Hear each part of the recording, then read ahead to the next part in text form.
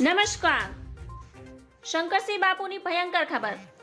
Gift સિટીમાં દારૂના સેવનને લઈને આપવામાં આવેલ છૂટછાટ મુદ્દે પૂર્વ મુખ્યમંત્રી શંકરસિંહ દ્વારા નિવેદન આપવામાં આવ્યું હતું કે બહુ ખુશીના સમાચાર, નવા વર્ષની ગિફ્ટ અને ગાંધીજીના નામે બનેલ ગાંધીનગરના શહેરમાં સરકારે આટલા વર્ષે જે પણ હિંમત કરી થોડી પણ એને હું અભિનંદન આપું છું.